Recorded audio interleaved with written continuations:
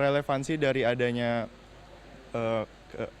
program ini bisa dipertimbangkan kembali karena seperti pemahaman saya bahwa urgensi atas program seperti URI ini belum ada yang membuatnya harus menjadi harus menjadi sesuatu yang diletakkan perhatian lebih karena masih banyak pembenahan yang perlu kita lakukan tentunya secara spesifik dalam dunia pendidikan. Mungkin dalam perguruan tinggi negeri masih harus ditingkatkan atau bahkan perguruan tinggi swasta yang terkadang masih dikesampingkan. Menurut saya kurang setuju Pak dengan pembentukan universitas baru tersebut. Karena seperti yang kita ketahui kan Universitas Indonesia itu sudah semakin banyak ya, apalagi negeri gitu. Mending difokusin aja pemerataan kampusnya, jadi nggak usah tambah universitas negeri yang baru. Saya setuju banget karena untuk pembentukan sekolah-sekolah yang mungkin anak-anak yang belum bisa sekolah secara bagus gitu ya, atau mungkin dari keluarga yang kurang mampu, jadi menurut saya setuju banget sama pembentukan sekolah itu. Kritik serupa datang dari Sekjen PDI Perjuangan Hasto Kristianto.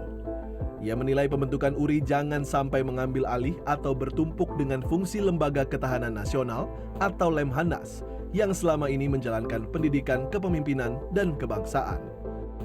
Sorotan juga datang dari DPR. Komisi 10 DPR menyatakan akan memanggil Kementerian Pendidikan Tinggi, Sains dan Teknologi untuk meminta penjelasan mengenai dasar hukum, desain kelembagaan, sumber pendanaan, serta urgensi pembentukan Universitas Republik Indonesia. DPR menegaskan, pembentukan lembaga baru harus dilakukan secara transparan, memiliki landasan hukum yang jelas, dan memberikan nilai tambah bagi sistem pendidikan tinggi nasional.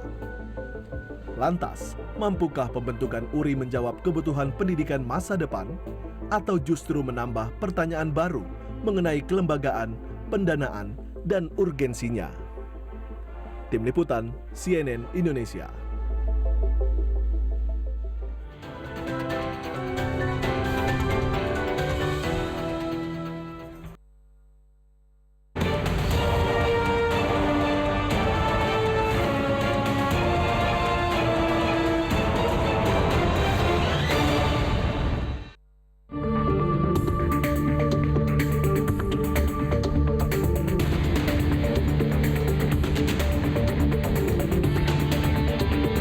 Bapak Presiden ini sangat concern dengan sumber daya manusia, terutama untuk pemimpin Indonesia di masa depan. Kemudian beliau juga akan mendirikan 10 Universitas Republik Indonesia. Jadi nanti di bawah Gubernur URI atau juga dinamakan Badan Pengelola Pendidikan Kebangsaan, ini nanti akan ada 3 institusi. Yang pertama adalah Badan Pengelola Sekolah Unggulan, yang kedua adalah Badan Pengelola Perguruan Tinggi, dan yang ketiga adalah Lembaga Administrasi Negara. Nah, fungsi kita tidak berubah ya, semuanya tidak ada. Jadi mungkin nanti dalam waktu dekat Pak Gubernur URI akan lebih menjelaskan lagi bagaimana peran dan posisinya. Tapi bukan berarti URI itu membawahi seluruh kampus-kampus ya, tidak.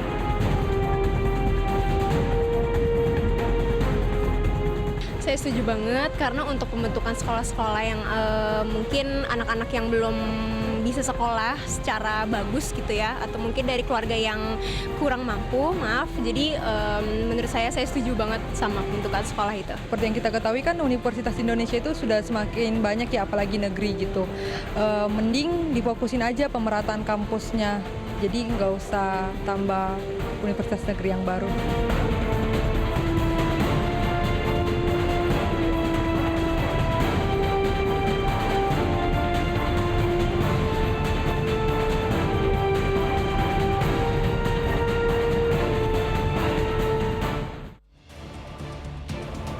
Disiarkan langsung dari Studio 2 CNN Indonesia. Inilah Head to Head with Elvira. Selamat malam. Pemerintah membentuk Universitas Republik Indonesia atau URI. Akan ada 10 universitas yang akan dibangun dengan misi mencetak calon pemimpin bangsa. Kebijakan ini pun justru memunculkan banyak pertanyaan. Apakah URI adalah investasi masa depan atau sekedar menambah beban anggaran negara? Kita akan bahas malam ini, kami undang Deputi 1 Badan Komunikasi Republik Indonesia, Fad Pahdepi. Mas Fad, selamat malam. Silakan bergabung. 6 bulan. Terima kasih Mas Fad, silakan. Kami undang Direktur Kebijakan Publik Selyos, Media Wahyudi Askar. Mas Media, selamat malam. Silakan. Dan saya undang founder Mari Kita Bahas, Ahmad Alimuddin. Selamat malam, Bang Alim. Perdana nih dia head to head nih. Selamat datang Bang, silakan. Dan kami undang pakar hukum tata negara Ferry Amsari. Bang Ferry, selamat malam. Udah manggil Pak Menteri juga ini jangan-jangan. Silakan Pak Ferry. Dan saya undang politisi Partai Golkar, Ali Mukhtar Ngabalin. Bang Ngabalin, selamat malam. Assalamualaikum. Waalaikumsalam warahmatullahi wabarakatuh. Terima kasih. Alhamdulillah. Sebelah sini. Oh, nggak apa-apa.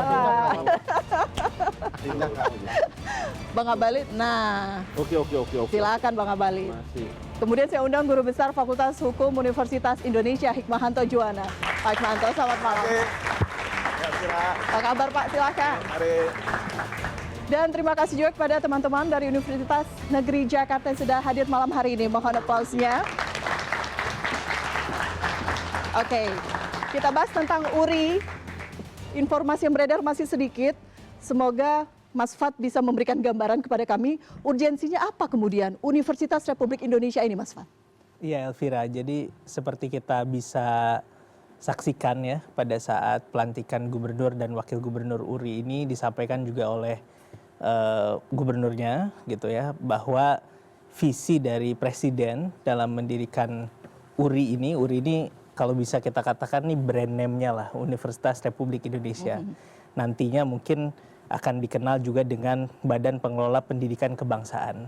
Nah ini bukan hanya sebuah kampus atau sebuah perguruan tinggi, tapi ini adalah ekosistem pencetak kepemimpinan nasional gitu ya. Kepemimpinan nasional ini akan diseriusi gitu ya. Jadi ini sebuah investasi jangka panjang yang memang tidak hanya berbicara soal bangunannya, tidak hanya berbicara soal sistemnya saja, tidak hanya berbicara soal organisasinya saja dan lain sebagainya. Dan bisa kita lihat dari berbagai hal yang dilakukan, komitmen ini jelas gitu ya dilakukan oleh Bapak Presiden gitu ya dengan mendirikan sekolah Garuda gitu ya. Kemudian juga kemudian ini sedang ada penataan untuk proses pendidikan di yang berkaitan dengan kedinasan. Jadi sebetulnya perlu digarisbawahi bedanya di situ gitu ya. Ini bukan perguruan tinggi biasa pada umumnya, tapi nanti ada kaitannya dengan kedinasan gitu ya, untuk mencetak calon-calon pemimpin yang akan ditempatkan di birokrasi maupun di BUMN gitu. Ini ya. sudah berjalan? Ini ya belum berjalan. Gelombang pertama sudah berjalan, tapi tentu bukan dalam bentuk Universitas Republik Indonesia ya. Gelombang pertama ini melibatkan 300-an pemimpin muda yang dipilih gitu ya dari lingkungan BUMN gitu ya, dan juga dari lingkungan ASN untuk diberikan berbagai pengetahuan, kecakapan dan lain sebagainya. Mereka dipilih. Nah kemudian nanti diproyeksikan untuk menjadi future leaders. Jadi yang harus dilihat adalah visinya dulu. Nah kemudian yang kedua adalah kalau tadi pertanyaannya urgensinya seperti apa, kalau cara berpikirnya adalah investasi untuk masa depan terutama kepada SDM, maka di situ letaknya sebetulnya. Visi ini ingin diimplementasikan ke level teknis atau ke level implementasi supaya apa yang dicita-citakan oleh Bapak Presiden ini bisa diwujudkan, tentu tidak dalam 3 tahun ke depan atau tidak hanya 5 tahun ke depan berpikirnya, tapi mungkin lebih jauh dari itu, 20 sampai 30 tahun ke depan. Best practice-nya ada di beberapa tempat di dunia gitu ya, terutama yang sudah disebut juga oleh beberapa pihak. Ada misalnya ENA dulu ya, atau sekarang National Institute du Public Service sudah berganti nama ya? Sudah berganti nama di Prancis. Dan sekolah ini atau sistem pendidikan atau ekosistem kepemimpinan nasional ini mencetak pemimpin-pemimpin terbaik, talenta terbaik dengan daya pikir terbaik, kecakapan terbaik untuk bisa ditempatkan di lembaga-lembaga negara dan juga ditempatkan di BUMN. Itulah sebabnya dalam desain yang sudah diceritakan juga nantinya juga akan melibatkan LAN gitu ya untuk dilakukan transformasi supaya lembaga ini makin kuat gitu ya dalam rangka mengimplementasikan visi besar tadi. Oke, baik. Saya ke Pak Hikmahanto, guru besar Universitas Indonesia, tapi tampaknya masih diperlukan universitas lain yang dibangun untuk mencetak calon pemimpin kita. Pak Hikmahanto juga di awal bertanya-tanya ya, barang apa ini kemudian setelah ada pelantikan gubernur? Ya, kalau misalnya menurut Mas Alimuddin katanya harus baca dulu, kan gitu ya. Saya coba baca nih peraturan perundangannya, nggak ada Mas Alimuddin, nggak ada. Cuman ada Kepres 80P 2026 tentang pengangkatan gubernur dan wakil gubernur. Kalau misalnya kita membuat sesuatu yang baru, harusnya kan ada blueprintnya seperti apa, aturannya nanti seperti apa. Karena kalau nggak ada aturan, saya rujuk kepada Undang-Undang Dikti Pendidikan Tinggi, peraturan pemerintahnya, karena saya berlatar belakang hukum, saya cek satu-satu. Apakah dalam konteks universitas ada istilah pejabatnya namanya gubernur? Ternyata tidak ada. Apakah ada universitas yang mengelola SMA? Karena ada SMA unggulan yang dikelola. Lalu Pak Doni kita dengar, Pak Gubernur mengatakan bahwa nanti ada perguruan tinggi, mengelola perguruan tinggi. Memang kalau di Inggris ada University of London, itu dia punya banyak college, school, London School of Economics, ada Queen Mary and Westfield, ada King's College, demikian juga University of Cambridge, dia ada Trinity College dan banyak lagi college-college. Nah, apa itu yang saya berpikir? Tapi kalaupun itu, ini nggak cocok dengan Undang-Undang Pendidikan Tinggi, tidak cocok dengan PP Penyelenggaraan Pendidikan Tinggi. Belum lagi nanti ada LAN. LAN itu bertanggung jawab ke presiden langsung. Tapi kalau nanti ada URI, berarti LAN nggak bisa langsung ke presiden. Jadi LAN itu harus ke URI dulu, baru kemudian dari URI ke presiden. Aturannya sudah dirubah belum? Maka saya sampai mengatakan, ini kita ini negara hukum atau negara suka-suka? Suka-suka aja kita buat, saya mau kayak begini dan sebagainya. Itu yang makanya saya katakan ya, apa dong peran dari Menteri Dikti Saintek? Kalau dia tidak bisa memberikan pemahaman kepada Bapak Presiden. Bapak Presiden ingat, punya ide bagus. Bagaimana sumber daya manusia di Indonesia itu bisa bagus. Tadi ENA, École Nationale d'Administration, yang sekarang oleh Macron, lulusan dari ENA, dibubarkan. Karena apa? Menciptakan para super elit. Jadi kita-kita ini yang tidak lulusan mungkin dari sana, Mas Alimuddin, jangan pernah bermimpi kita jadi pemimpin. Saya sih udah tua saya. Saya udah 60, nggak mungkin lagi. Iya kan? Mantap tiap hari olahraga, Bu. Apa yang bisa diharapkan dari seorang yang sehat, adik-adik seperti sekarang ini untuk bisa menjadi pemimpin? Kalau Bapak Presiden mengatakan bahwa sumber daya manusia harus baik, harusnya menurut saya para pejabat di bawahnya bisa memikirkan, menerjemahkan dengan tepat. Misalnya saja universitas-universitas yang besar-besar ini, UI, UGM, itu nggak seperti zaman dulu, zaman saya, disubsidi besar. Kita hanya bayar 100.000, sementara kalau di swasta kita bayar 3 juta mungkin. Sekarang ini universitas, waduh, buat macam-macam yang negeri ini. Mandirilah, nanti ada universitas yang buat global talent. Tapi berani bayar nggak? Puluhan, ratusan, bahkan M. Perguruan tinggi negeri ini. Ini dipikirkan nggak? Sama para pengambil kebijakan itu. Dengan ada kebijakan ini, apakah Universitas Indonesia misalnya, karena Pak Hikmahanto berada di sana, merasa menjadi anak tiri begitu? Karena ada anak spesial baru yang dilahirkan. Saya begini, prinsip saya ini pertama saya tidak bisa mewakili nama universitas karena saya bukan struktural di sana. Yang kedua, even katakanlah anak-anak Universitas Indonesia, bukan berarti bahwa kita punya katakanlah path untuk menjadi pemimpin. Semua orang di Indonesia bisa, sepanjang dia memang mampu untuk memunculkan diri. Kita ini bukan di TNI ya. Kalau di TNI itu mereka ada pendidikan. Akmil misalnya. Ya. Nanti keluar, nanti ada pendidikan lagi. Ada Suslapa, ada Seskoat, ada kemudian Sesko TNI, bahkan sampai Lemhanas. Jadi pemimpin itu disaring betul. Memang kalau kami di sipil nggak ada seperti itu. Kamilah yang menempa diri kita sendiri. Tapi kalau misalnya Bapak Presiden punya ide sumber daya manusia diperbaiki, kasih kesempatan ke semua orang. Semua harus merasakan, jangan sampai nanti ada kesan. Kalau misalnya Anda SMA biasa bukan Taruna Nusantara, jangan pernah bermimpi menjadi pemimpin negeri ini. Baik. Saya nggak mau kayak gitu. Itu ya, untuk menghindari ada kesan elitis begitu. Betul. Itu yang kemudian latar belakangnya apa yang terjadi di Perancis. Saya ke Bang Alim, tadi soalnya sudah direspon. Siap. Peraturannya seperti apa sih Bang?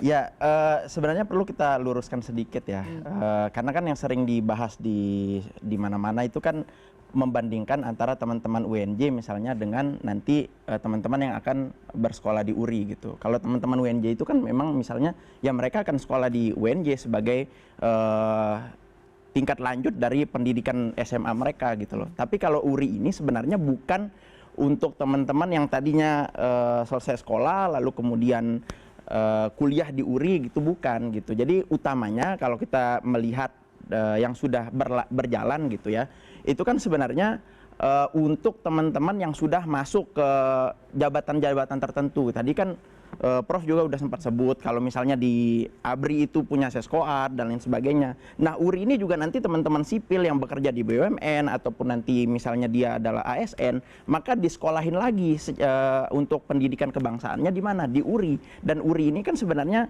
satu ekosistem yang harapannya adalah ke depan para pemimpin-pemimpin kita atau pejabat-pejabat negara, jadi jangan ngelihatnya hanya presiden atau menteri gitu ya, bahkan level setingkat eselon 1, 2, 3 juga akan dididik di situ gitu loh. Jadi mereka juga bisa mengambil pendidikan di situ. Tapi memang kita perlu akui bahwa sejauh ini memang kalau saya juga ngelihatnya ada proses atau mekanisme yang terbalik menurut saya. Yang terbalik itu seperti apa? Seperti tadi memang belum ada peraturan yang mengatur bahwa URI ini adalah bentuknya apa dan lain sebagainya. Memang perlu diakui, nggak perlu kita bantah gitu. Tapi memang sah itu. Tapi Mas Alimuddin ini udah kayak jadi gubernurnya URI nih. Peruntukannya apa kita? Peraturannya mana? Saya kan bukan gubernur. Apa namanya blueprintnya ke depan? Kita kan mau tahu. Iya, makanya kan yang kita bahas salah lagi nanti. Tapi kalau yang kita bahas itu tujuannya. Peraturan memang sudah selesai, ini melanggar hukum lah. Oke, pakar hukum tata negara bilang seperti itu. Saya lanjutkan dulu Bang Alim sebelum nanti. Iya, makanya itu kita kan ini kan kita masih menerka-nerka semua, ya kan? Belum banyak informasi yang beredar. Kebanyakan kan informasi ada yang ngomong oh ini mirip STEM lah, nanti semua jurusan-jurusan ada di situ gitu. Padahal sebenarnya kan yang paling penting adalah kata kuncinya ada di pendidikan kebangsaan itu. Bahwa nanti ke depan pemimpin-pemimpin kita itu punya integritas ketika misalnya dia memegang jabatan di negara ini gitu atau di BUMN kita kayak gitu. Kalau Bang Alim ini kan aktif di sosial media. Betul. Anak muda komentarnya gimana tentang URI ini? Saya nggak terlalu begitu memperhatikan sampai sejauh itu sebetulnya. Tapi memang sejauh ini kan memang ini masih jadi tanda tanya besar ya kan, karena memang minimnya informasi juga kan. Basis informasi yang kita terima pun memang informasi yang ada dan beredar aja gitu. Cuma memang kalau misalnya dikaitkan tadi misalnya dengan universitas atau nanti kemudian akan dianak emaskan antara misalnya UI UNJ dengan URI misalnya, sebenarnya itu terlalu jauh sih gitu. Itu sih menurut saya. Oke, baik. Terlalu jauh kalau kata Bang Alim jika dibandingkan, tapi sekarang semua bertanya-tanya bagaimana mekanismenya. Ada kekhawatiran bahwa ada tumpang tindih dengan universitas dan lembaga yang ada, bahkan sampai mengirimkan surat ke Russell Group. Boleh cerita Mas Media? Ya, kalau balik lagi ke story bagaimana Pak Prabowo presentasi di depan Russell Group Universitas di Inggris ya. Kita jelaskan dulu kepada publik, Russell Group itu adalah asosiasi di mana isinya adalah universitas yang memiliki riset-riset yang hebat begitu ya di Britania Raya, gitu ya Mas ya. Iya, perwakilan Russell Group bertemu saya di Inggris dan mereka sampaikan kekhawatirannya terkait pembangunan 10 kampus ini. Bagi mereka ini nggak masuk akal. Ada banyak pertanyaan dari mereka, tapi satu hal yang menurut saya sangat membingungkan adalah yang disampaikan oleh Pak Prabowo bulan Januari itu adalah pembangunan sekolah kedokteran dan engineer. Tapi sekarang bulan Juli ya, itu menjadi pendidikan kebangsaan. Hanya di Indonesia logika sesederhana ini bisa berubah. Dan kemudian yang dilantik adalah seorang TNI yang tidak punya track record mengelola kampus. Jadi ada banyak kebingungan, saya kira. Saya juga ingin sampaikan apa respon mahasiswa ya. Mahasiswa kaget ada kampus lagi. Di antara mahasiswa sekarang juga susah bayar UKT. Di UGM itu ada 500-an, di USU ada 900-an yang susah bayar UKT. 60.000 nggak bisa lanjut perguruan tinggi. Belum lagi hari ini di MK ada uji materi tentang kesejahteraan dosen. Saya tambahkan lagi, Pak Purbaya bilang 490 desa Pemda itu tidak mampu membayar gaji pegawai. Ada persoalan anggaran fiskal kita yang buruk, dan pada saat yang sama pembangunan 10 kampus yang sudah pasti memakan triliunan rupiah.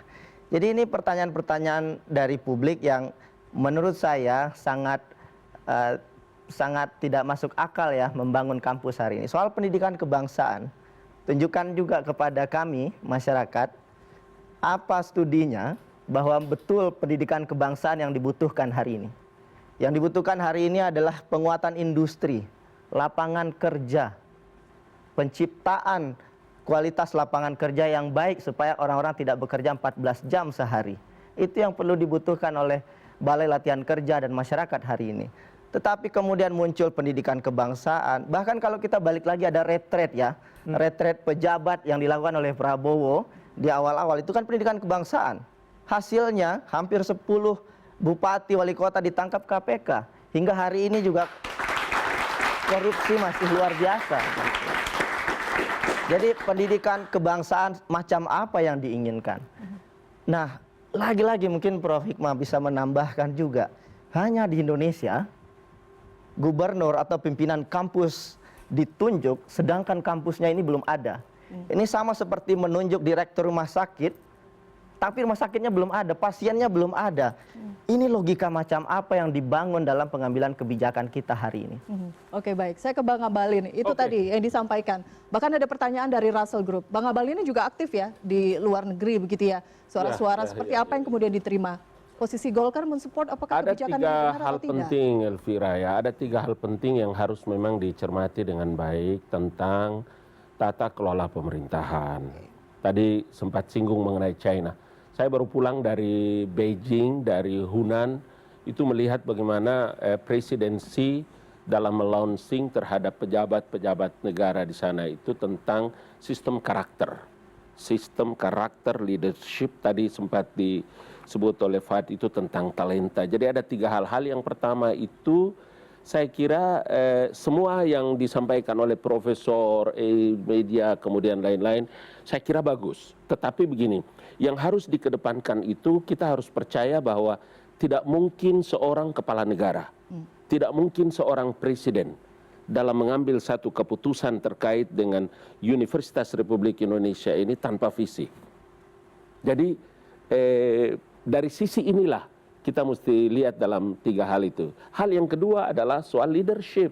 Tadi media sempat juga menyebutkan tentang pendidikan karakter kebangsaan ini. Tapi faktanya hampir pejabat-pejabat kita itu mengkapitalisasikan pangkat dan jabatan. Tidak main-main loh. Seluruh dunia itu Republik Indonesia ini paling dahsyat rampoknya.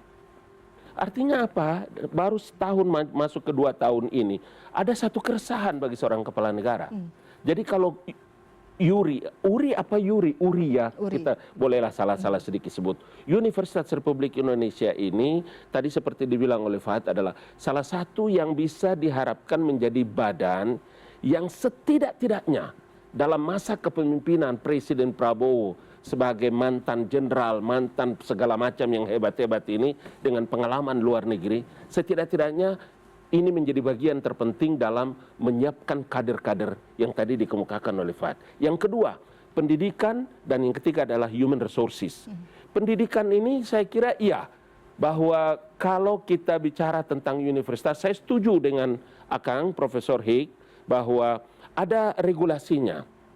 Iya, Tetapi untuk dalam menentukan satu badan, karena selain menyebutkan Universitas Republik Indonesia, URI ini juga adalah badan yang diharapkan menjadi satu titik di mana mengkoordinir lembaga-lembaga pendidikan, lembaga-lembaga negara. Oke, menurut LAN Pak umpamanya. Ngabalin, apakah lebih penting kemudian pelantikan gubernur? Oh iya.